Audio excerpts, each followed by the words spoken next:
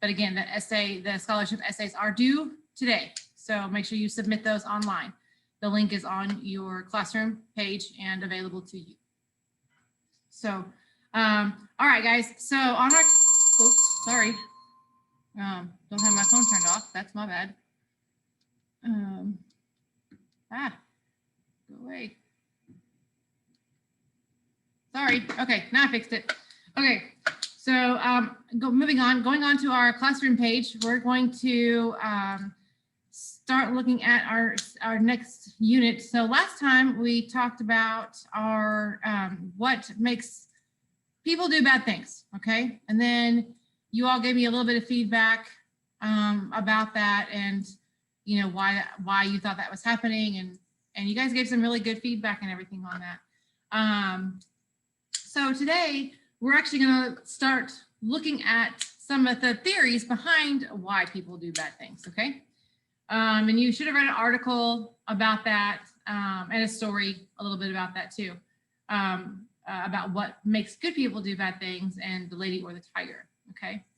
But if you all will take a look at you're going to take some notes today on a presentation that I'm going to show you about Sigmund Freud. Anyone heard of Sigmund Freud? Only one? Only one person other than Miss Pierce? Only one other person? I know Miss Pierce has, but only one other student? Okay, so Sigmund Freud, some love to hate him and some love to love him. It just depends on your point of view. But he was a psychologist long time ago, long time ago. And he had some pretty outrageous ideas back in his time period. And he came up with a study that was called Nature versus Nurture. Okay. And it was basically based upon the idea that who decides what kind of human being you are going to be when you get older? Okay, is it going to be based on the way you were raised by your parents, or is it based on society, okay, that you are surrounded by? And so we're going to talk a little bit about that. All right, so if you guys will open up these notes that I have for you on Classroom that are right here, I'm going to talk a little bit about this. I'm going to give you a little presentation about Sigmund Freud's personality theory, okay? So, everyone got that open? Everybody open? Everyone good? Got it open?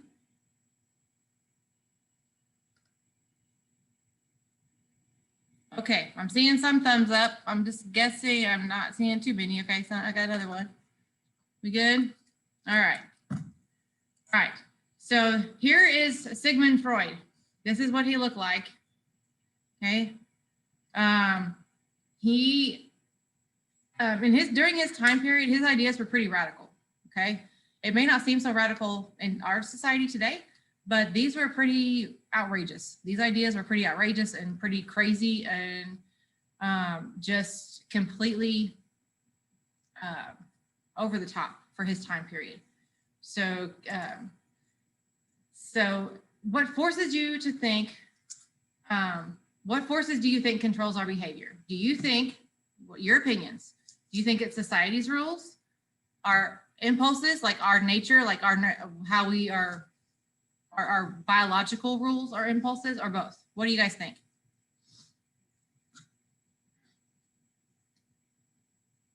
What forces do you think control our behaviors?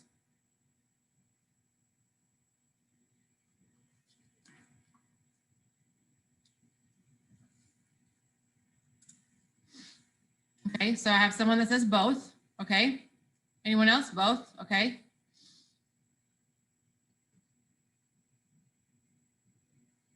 Both.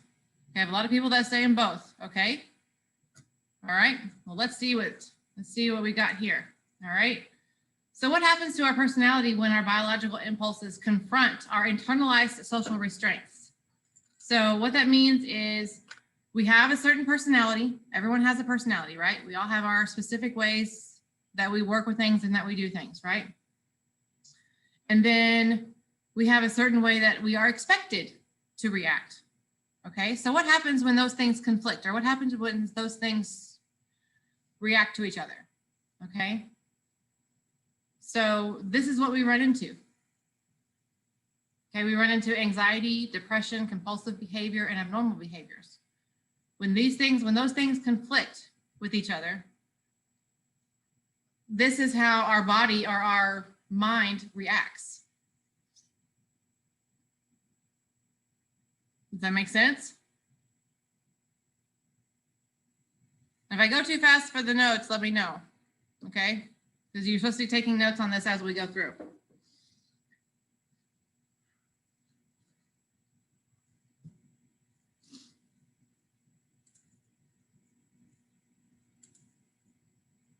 Sigmund Freud was an Austrian neurologist who is best known for his creation of psychoanalysis. He tried to be a neutral, objective listener, a blank slate. He created the term the talking cure, therapy that investigates the workings and interactions between consciousness and unconscious mind. Think of revealing, unearthing what we have hidden or repressed in order to become healthy. So he invented what we today when we go to counseling or therapy and things like that, when people go and talk to someone today to get help for mental health and counseling and therapy and things like that. It is all because of Sigmund Freud, okay? He invented that. He invented that talking therapy where we go and actually talk to people and are able to get our feelings out and be able to release that tension that we have inside of us and things like that. So he came up with those ideas of being able to basically talk it out and release that tension inside of us.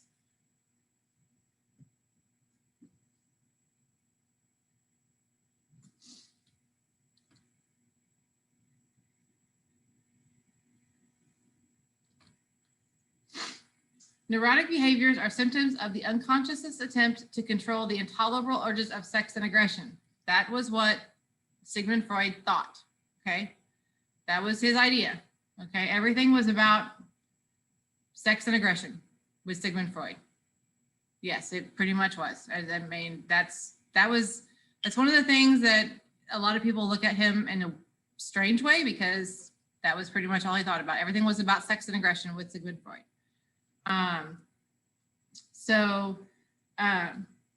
The psychoanalysis is the study of the influence of the unconscious mind on the human behavior. You're not aware of what's happening in the unconscious mind. And there are three parts that make up the unconscious mind, okay? They all develop at different stages of life.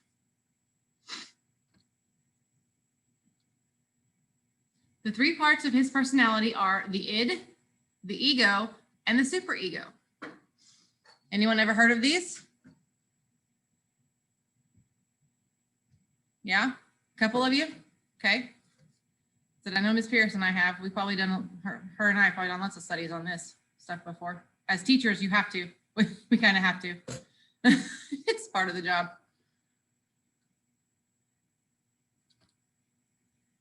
Okay, the id. The id is the pleasure principle. It is the unorganized part of the personality structure that contains a human's basic instinct, like feelings of hunger, pain, and survival. When we are newborns, our personalities consisted only of id, okay? For example, when we were babies and we were hungry, we wanted to be fed instantly. We didn't think about how tired our guardians were. We only cared about satisfying our own needs, okay? So this happens when we're babies. This is when we are infants, when we are babies, when all we want is to, that we have the basic needs, okay?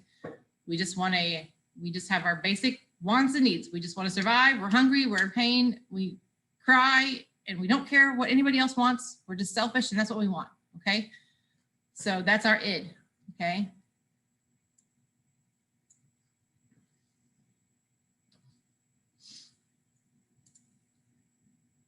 The superego. Did it skip one? I think, no, okay. Okay, the superego incorporates the value of morals of society, which are learned from one's parents and others. It develops around the ages of 4 to 5. The superego dictates our beliefs of right and wrong. For example, you're bored while studying for a huge test that's tomorrow. Your id wants to play games for entertainment, but your superego wants you to study for the test. Your superego is fighting against your id.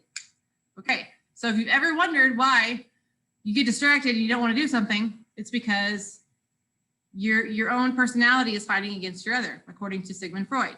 Okay, you have these two personalities inside you that are fighting against each other. Okay, so you have your superego that dictates your belief of right and wrong. So you know that you need to study for something, but yet you have the basic instinct inside of you that says, oh, come on, let's go play. Let's go do this. We don't want to study right now. We want to go do something else. Okay. All right, the ego. The ego is the reality principle. It tries to meet the id's needs as well as the superego's needs realistically by postponing or compromising pleasure. For example, you are starving and want to eat the entire buffet at Golden Corral. That has never happened to me before or anything. But you're also on a diet. Your ego will satisfy your id, eating, but also your superego in moderation. Okay, so that's basically your control factor. All right, so you have control over yourself. You're able to control yourself and be able to pull in and say, okay, I have that idea that, okay, I have self-control. I can stop when I need to. I don't need all this stuff. I have the ability to control my own body, control my own mind, things like that. Okay, Freud believed that it is the unconscious mind that has the most influence upon our behavior. He was convinced that all the answers to our behavior and actions are hidden in an inaccessible area that makes up most of our mind. Okay, this is Freud's view of the human mind. It's called the mental iceberg. Okay, so we have the conscious level, which are our thoughts and perceptions. Okay, so we have all those. Those are right there at the front. Okay, we have all those ideas. And then we have our pre-conscious level, which are memories and our stored knowledge. Those things that are like our background knowledge, their schema, those things that we pull up that when we need them, the memories that we have when we're looking for information and things like that. Our unconscious level. So these are all the things that we have that we don't really know that may be there, but that come up when we least expect them. Okay, so maybe we have fears that we don't really realize that we have, or we have selfish needs that we don't really realize that we have. Things that we don't understand that are there, that are just there, okay? So this is where all of this lies. So we have more of that than we realize, according to Freud. Can't talk today. All right. Now another iceberg. Here's how this works, according to Freud. We have our ego, which is in both areas, and our id is way down here, okay? And our superego lives in both worlds, okay? So keep that in mind. This is all coming to, I'll explain where all this is coming from here in a little bit, so just be patient. Okay, psychoanalysis now. Psychoanalysis is used every day. Your id and superego are almost always arguing with each other. Your ego is in the middle, balancing your id's demands and your superego's decisions. Application of Freud's personality and the theory to Dr. Jekyll and Mr. Hyde. You are going to start reading Dr. Jekyll and Mr. Hyde. So this is where all this comes into play, okay? Because Freud's personality traits, personality theory really fits into how Dr. Jekyll and Mr. Hyde play together. So this is where all of this is led to, okay? So at the beginning of the novella, Jekyll is presented as the good one and Hyde is presented as the evil one. But later on, it's not so clear. Jekyll is bad because he does not want to admit he is Hyde, and he acts as if Hyde was another person, okay? So, and that'll also become clearer as we read the story. Think about how Hyde gains more control throughout the novella. What might this say about the true nature of Dr. Jekyll? Who is the id in Dr. Jekyll and Mr. Hyde? Who is the ego in Dr. Jekyll and Mr. Hyde? And who is the superego in Dr. Jekyll and Mr. Hyde? Okay. And I'm going to post this on Classroom so that you have that available to you. But that's where we are moving forward with this particular unit. We are going to start really diving into the idea of psychoanalytic and moral thinking of the mind in regards to Dr. Jekyll and Mr. Hyde. That's the story we're going to be reading. And we're also going to be listening to criminal podcasts so that you can start comparing and relating that to the psychoanalytical and moral thinking. Okay. I don't know. Does anyone like true crime? One person? One person likes true crime? Okay. I got another person likes true crime. Oh, I got another person likes true crime. Okay, cool. All right. So, we're going to start listening to some podcasts and things like that so that you can hear, so you can listen to, so you can start really understanding and seeing the psychoanalytical and moral thinking that goes on with all that and analyzing that information. We're going to talk more about the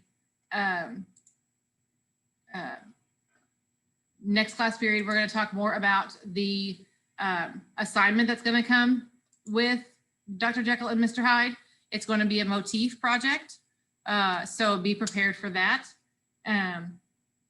You will also be, I'm going to try to assign you guys partners to work on a little project together, and then so that you guys can work together, and then I just see, I'm trying to make sure that I get everything covered before you all go, because we are running out of time. I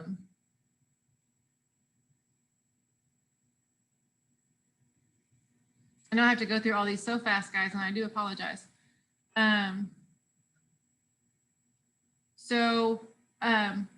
For your homework for today, you're going to be, obviously you got your vocab quiz.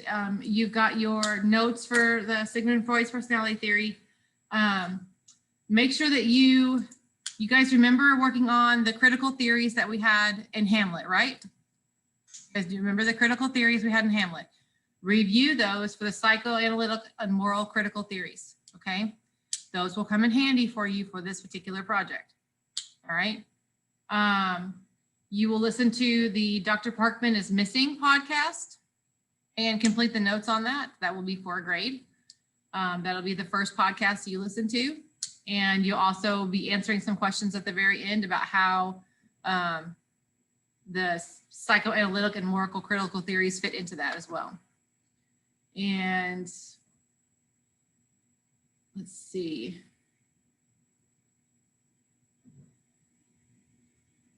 Next class period, like I said, we're going to be working on, we'll be working in some groups. It's not going to be really hard, but I will pair you up with somebody. I do expect you all to talk outside of class.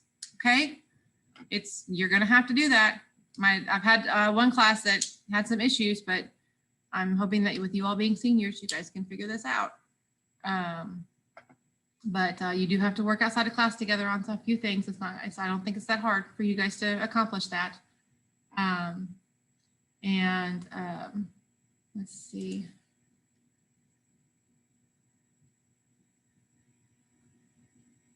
But other than that, right now, do you all have any questions about anything? I will give you you don't need unless you want a book, you're going to have to come to the library to get one. But unless you want a actual physical book, I will have the book on a digital format for you all. Okay. Will that be okay with everyone? Digital format for the book?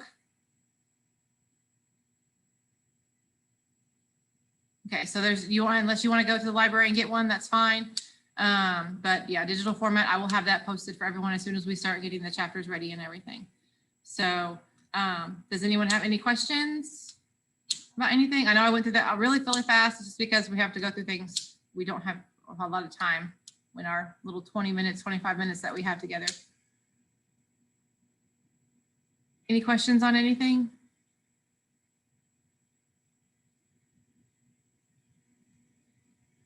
All right, guys. Well, I will let you go and have a great morning. Have a great week. And I will see you guys on Thursday. You guys have a good week. Bye.